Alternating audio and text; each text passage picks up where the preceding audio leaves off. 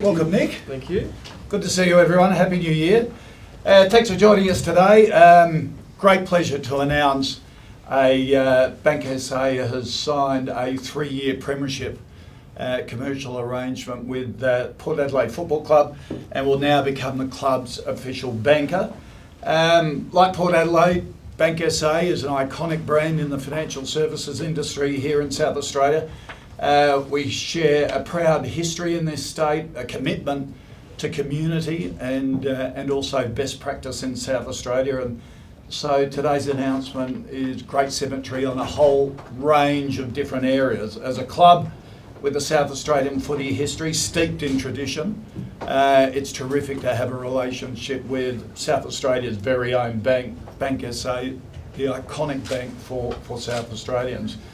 And on the eve of our AGM, where we'll officially announce to members our first profit in 8 years, we know that this partnership with BankSA continues to build the financial strength of the Port Adelaide Football Club.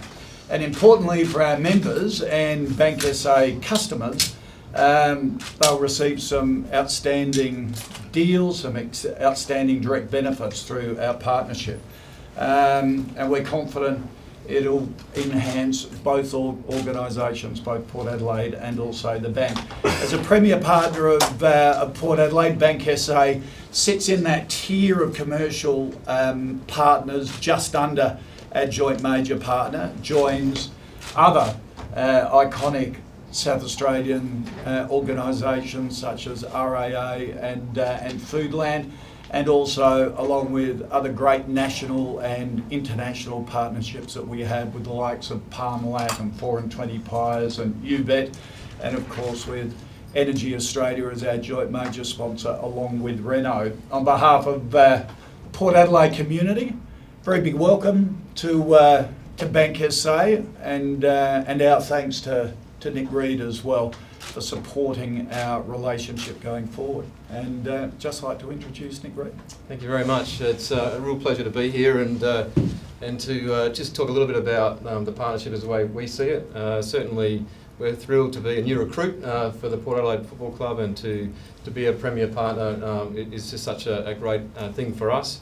We see a lot of similarities in the way that we think about business, the way we have shared values. You know, we're very focused on the community, we're very focused on our customers and all members, and we also both like to win. So we want to win, and the foundation for winning really is a strong partnership, and we feel like we've set that up through our agreements, and we're really looking forward to taking it to the next level. So it's going to be a very exciting period for us. As Koch mentioned, there's going to be a lot in it for BankSA customers in terms of offers relating to Port Adelaide, membership, merchandise, you name it. There's lots of opportunities for Port Adelaide members. There's going to be certainly great banking offers, all sorts of things. Could be home loans, could be credit cards, could be small business banking, it could be a whole range of things, but we're not lacking ideas between both sides, which is a great starting point. We're very confident that we can deliver great value for our customers, for the Port Adelaide members, and we see a great future together. So onwards and upwards for us. We're very committed to this. We're going to have some dedicated account management within this arrangement, so that both members of Port Adelaide and BankSA customers have a dedicated point of contact to talk to leverage it, to make sure that we make the most of it for customers, for members, and for both our organisations overall. So very excited and look forward to a blossoming relationship.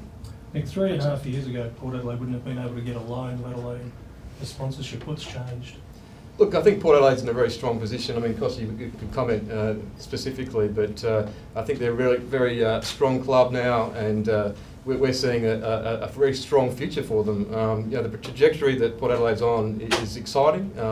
We're on a similar trajectory at BankSA. We've got a lot of growth options. Our business is growing after a period of sort of modest growth. It's very much on a similar trajectory, and I'll leave David to talk about the numbers. Yeah. Look, I think 3.5 years ago when we talked about where we were taking the club, we outlined a number of pillars for rebuilding the organisation, one of which was to build a brand that was attractive to commercial partners coming forward, and we had to build our commercial partnerships. We had a commitment to investing in football, And we had a commitment to our community. So one of the pillars was to build that financial strength. You do that by building confidence in the business community, and I think we've done that on the field and off the field. I think at the time we set ourselves an objective to be best practice in that commercial area, and on a lot of the metrics that come out of the AFL, we've started to achieve that. So in those 3.5 years, David, what's it meant to the bottom line? Where you've gone from where to where? Okay, in terms of the business, it's about an $11 million turnaround.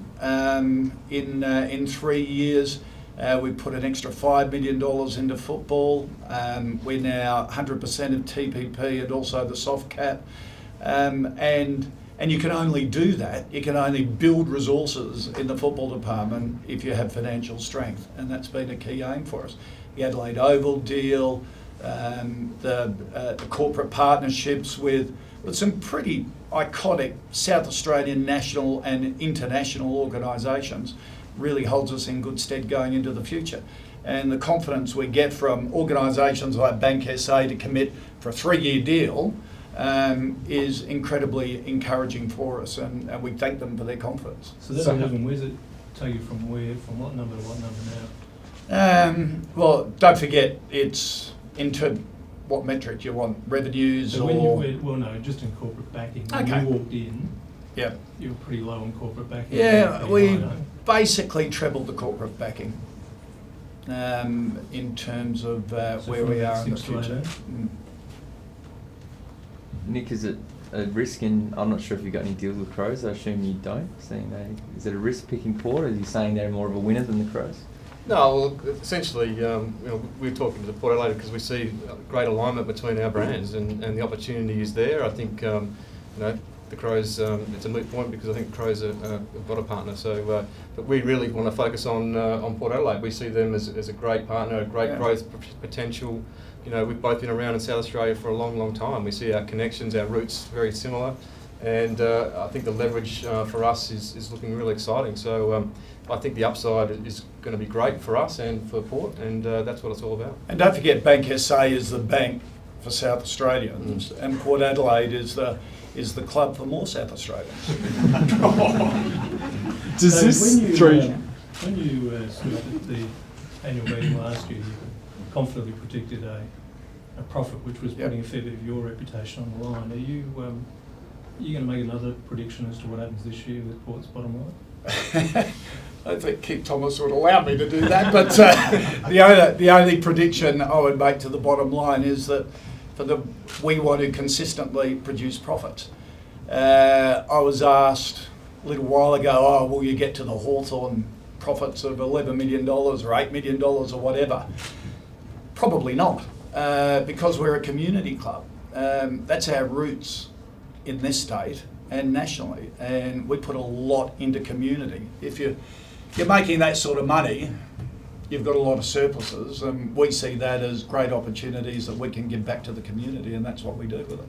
What does this 3-year deal mean for the football department? Will it allow you to spend more or do some different things that you haven't been able to in the past? We can't spend that much more because we're 100% of TPP and 100% of soft cap. So, but it gives us that ability to make a commitment to the football department that they'll have every resource that they need to be successful on the field.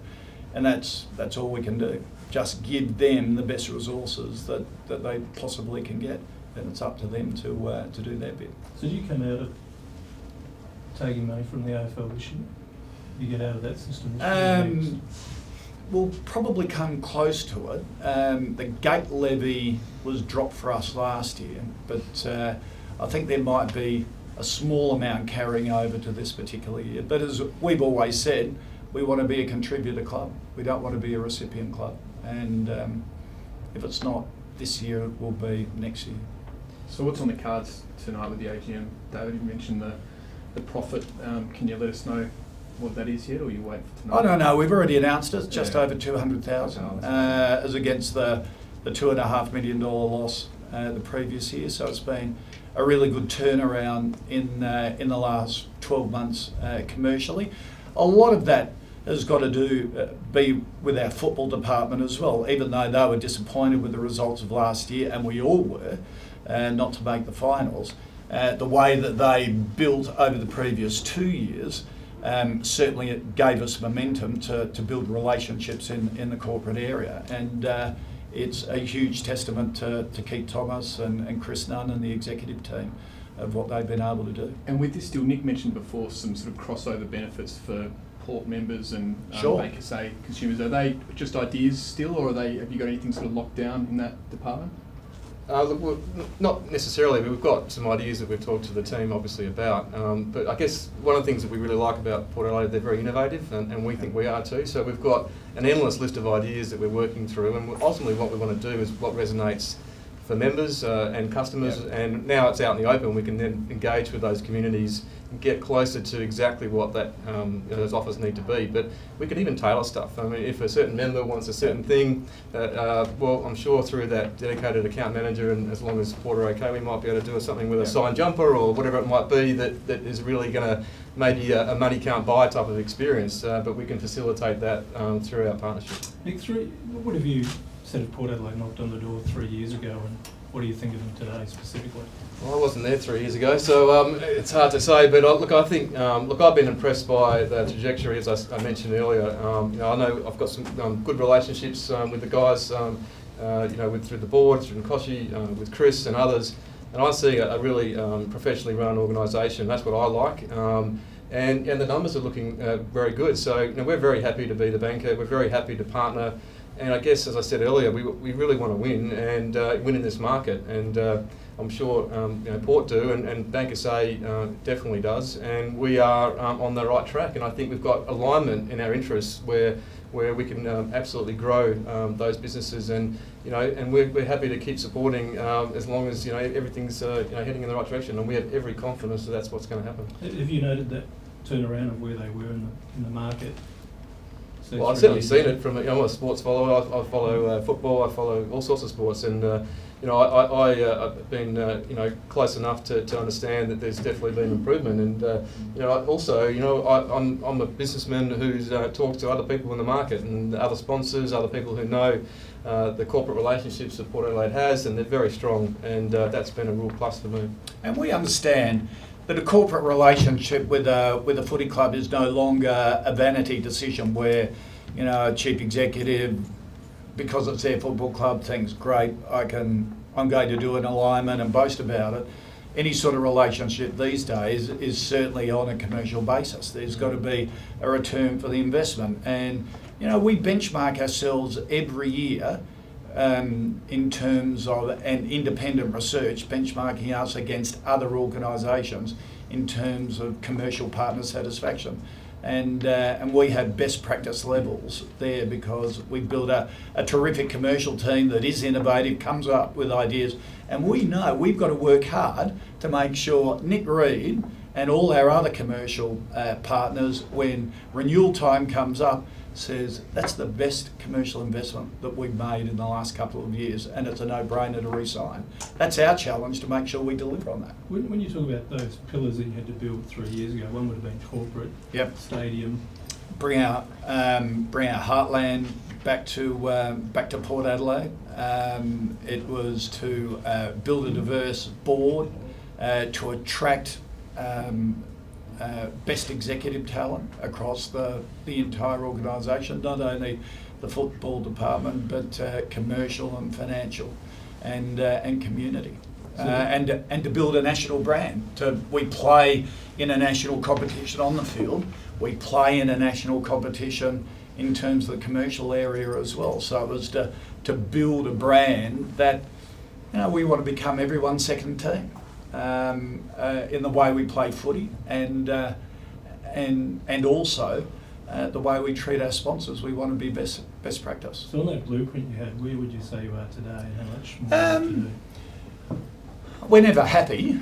I think we've gone from probably being a 3 to a 7 out of 10. We've got a lot more to go. We've got some exciting plans coming up over the next few weeks. And there's a lot more to do. So where's your biggest growth then? Our biggest growth, financially or in terms of members? Financially, it is still the corporate area, and we'd like to build a stronger commercial corporate partnership. We always want to build that. Also our licensed premises, we need to get performing a bit better. So that'll be good growth for us. And membership. David? Let's ask a footy question. Have you got a response from the AFL about the top-up players yet? No, that's under consideration at the moment. They've assured us that we'll get an announcement next week. So they're discussing it internally and also with some of the other clubs as well. Are you heartened that the Bulldogs and Saints are asking the same questions? Or? Oh yeah. All of the clubs affected are aligned on this. So, yeah, very heartened on that. What's the ideal response? The ideal response is that we're not 2 players short of every other club going into the 2016 season. We're even, as the numbers turn out, we're 1 player short of Essendon. We'll have 42 players. Essendon will have 43. Everyone else will have 44, including your rookies. We think that's unfair. You can investigate any legal action against the Bombers at this stage? Is that developing? Look, that's a decision for the board, and we'll obviously analyse all options. Talking of the board then, any change to be announced this evening, or is it status quo? Status quo. George Fiacci was up for re-election by members. We didn't receive another nomination, so George kept all his relations at bay, and so he's automatically re-elected, and we're delighted to have him for a number of years still to come.